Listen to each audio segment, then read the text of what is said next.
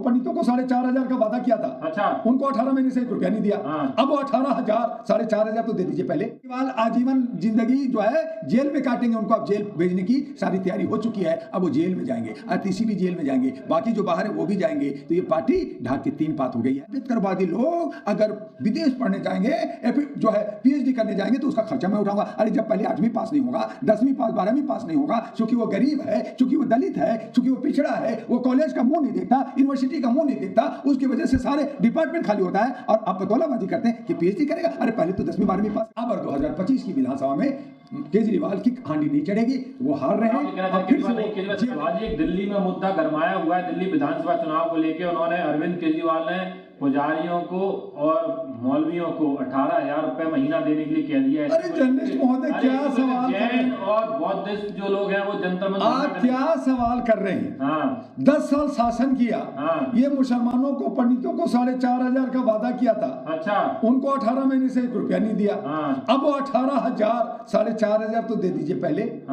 उसके बाद अब ग्रंथियों को और पंडितों को, मुल्ला को भूल गए। यानी कि आपको जिसने जिताया दिल्ली में, आपको टेम्पो ऑटो वाला ने जिताया, आपको भिखमंगा ने जिताया, आपको मुसलमानों ने जिताया। आपने कहा मैं सबके साथ हूं। अब आपको हनुमान दिख रहा है और फिर उसी हनुमान को और फिर उसी अंबेडकर को आपने पहले गाली दिया था कि ये कौन होता है, कितना पढ़ा लिखा है। यानी आप सबसे ज्यादा पढ़े लिखे आप हैं, तो आप गाली देते हैं, फिर उसका पूजा करते हैं, फिर उसको फोटो लगाते हैं। तो आप राजनीति कर रहे हैं, आप ध्रुवीकरण कर रहे हैं। सिर्फ वोट देना है, से बड़ा ज्यादा जो है झूठा कौन हो सकता है। इसलिए मैंने कहा कि ये सब झूठ की बाजार लगा रखा है, नफरत की बाजार लगा रखा है, मुख्य मुद्दा से भटका रखा है। और आप कहते हैं कि ये देगा, क्या देगा?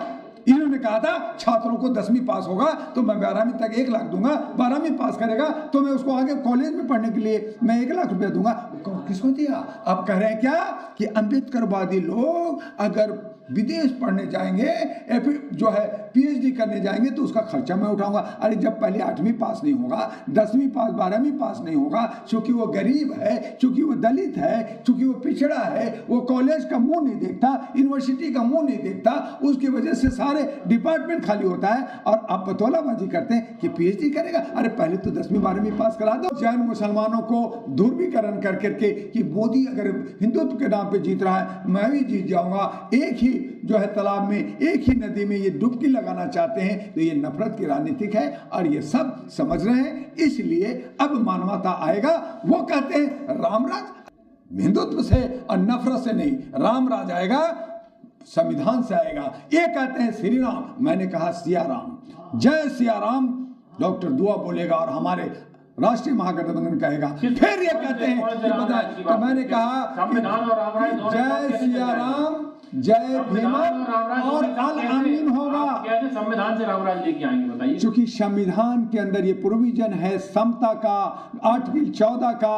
और रामराज के मतलब है कि एक घाट पे शेर और बकरी भी पीता था। उस रामराज में सबरी जो दलित थी उसने झूठा बैर खा करके राम को, राजपूत को खिलाया। हनुमान जी थे, वो भी बैकवर्ड थे और उनके साथ से रावण को हराया और युद्ध किया, साथ दिया और अपने सीने में उन्होंने राम को बसाया। मुझे वो राम चाहिए। आज ये लोग नफरत कर करके ये कह रहे मनोवादियों का राम मनोवादियों को लाना चाहते हैं। राम आएगा, राम को मैंने लाया, मैं 400 पार होऊंगा और बाकी कौन गया? क्या मुसलमानों के दिल में राम नहीं है? क्या जैनों और बौद्धिस्टों को दिल में राम नहीं? सभी राम को मानते हैं, लेकिन रामराज संविधान से आएगा।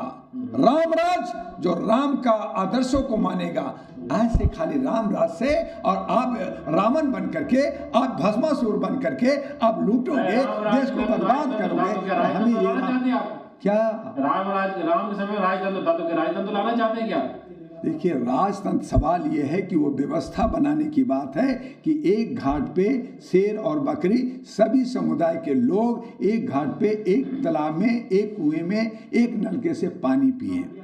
एक समानता। और वो संविधान कहता है कि हम सबका सम्मान करते हैं। हमारा प्रेम्बल कहता है, हमारा आर्टिकल कहता है। यही बाबा अंबेडकर की लड़ाई है, यही हमारे जो बहुसंख्यक की लड़ाई है। जब हम दोनों मिलकर के अगर संविधान से चलेंगे और राम राज लाना चाहेंगे, कोई दिक्कत नहीं। तो क्या दिक्कत है? आने दो। तो इसीलिए हमने कहा कि रामराज संविधान से लाएंगे। हम श्री राम की जगह जय सिया राम करेंगे, क्योंकि हम महिलाओं का और नारियों का सम्मान करते हैं, तो सिया राम होगा और जय भीमम होगा और अल अमीन होगा। हम वहाँ पे जो है जय मीम भी कह सकते हैं। तो इस तरह से सभी समुदाय को साथ लेकर के ये जो लोकतांत्रिक व्यवस्था है, ये जो धर्मनिरपेक्ष देश है, इसको संभालना है, अपने संविधान को बचाना है। संविधान का अपमान करते हैं ये सब, जब सबका संविधान है, जब सब एक जगह होंगे, जो इसको मारना चाहते हैं, अम्बेडकर को किनारा करना चाहते हैं, सत्यमेव जयते को मारना चाहते हैं, उससे हमें बचना होगा, उसके साथ हमें आगे जाना होगा। तो क्या लगता है जो अरविंद केजरीवाल जैसे आप कह रहे हैं कि ये राम राज नहीं लाना चाहते, मतलब संविधान को, तो जो अम्बेडकर साहब की फोटो दिखाते हैं शहीद भगत सिंह की, क्या करते हैं? अगर अरविंद केजरीवाल राम राज लाते, नहीं वो संविधान की बात करते हैं, राम तो वो तो खुद ही खड़ा रख दे तो रामराज करते ना। हाँ। फिर वो कह रहे हैं कि हनुमान मेरे पूजनीय है। हाँ। हनुमान जी मेरा नैया पार कर दो, हनुमान जी मुझे जिता दो। हनुमान जी के बाद बार बार जा करके कनॉट प्लेस में पूजा करते हैं, आराध्य करते हैं, सारा आंदोलन हनुमान जी से, तो हनुमान जी उनके बड़ा हो गए ना। तो जब राम जी क्या हनुमान जी, राम जी ने कभी हनुमान जी की पूजा की? हनुमान ने राम जी की पूजा की। तो आप राम हो और फिर हनुमान हो, क्यों? क्योंकि दलितों का वोट चाहिए। तो आप इस तरह से ध्रुवीकरण करके, हिंदुत्व को तोड़ करके, आप बेवकूफ़ बना करके राज करोगे तो कांट की हाड़ी एक बार चढ़ती है, बार बार नहीं चढ़ती। और इसीलिए अब 2025 की विधानसभा में केजरीवाल की हांडी नहीं चढ़ेगी, वो हार रहे हैं। सरकार नहीं बनेगी और केजरीवाल आजीवन जिंदगी जो है जेल में काटेंगे। उनको अब जेल भेजने की सारी तैयारी हो चुकी है, अब वो जेल में जाएंगे, आतिशी भी जेल में जाएंगे, बाकी जो बाहर है वो भी जाएंगे। तो ये पार्टी ढाक के 3 पात हो गई है, कुछ नहीं होगा, बेवकूफ़ बना रहे हैं, जनता समझ गई है। और वही लोग इनके साथ हैं जिनको कुछ चाटना है पत्तल, जो अंधभक्त बने हुए हैं, जो इस तरह से सोचते हैं कि यार चलो कुछ नहीं तो 500 तो मिल रहा है, कुछ तो मिल जाएगा। तो ऐसी सोच वाले जो अपनी वोट की कीमत नहीं जानते, कि जिसकी कीमत नहीं लगाया जा सकता, जो करोड़ों अरबों रुपया का वोट होता है, उसका इस तरह से दुरुपयोग होता है, उस पर हमें अंकुश लगाना होगा। उस पर जो है इलेक्शन कमीशन, सुप्रीम कोर्ट और हमारे महामहिम राष्ट्रपति को भी एक्शन लेना होगा, जो नहीं ले रहे। और यही वजह है कि हम सब आपस में उलझे हुए हैं और मुख्य मुद्दा से भटके हुए हैं। उसके लिए अहरा नेशनल पार्टी ने कमर कसा है कि हम मुख्य मुद्दा पे जाएंगे, सही तरीके से काम करेंगे, लोकतंत्र को बचाएंगे, संविधान को बचाएंगे और सबका भागीदारी और हिस्सेदारी के साथ साथ आर्थिक आज़ादी, तमाम समस्याओं का समाधान मिल करके करेंगे। और खास करके दिल्ली के यमुना को टाइम्स नदी बनाएंगे। हम जो है लुटियन जोन की तरह पूरे दिल्ली को बनाएंगे।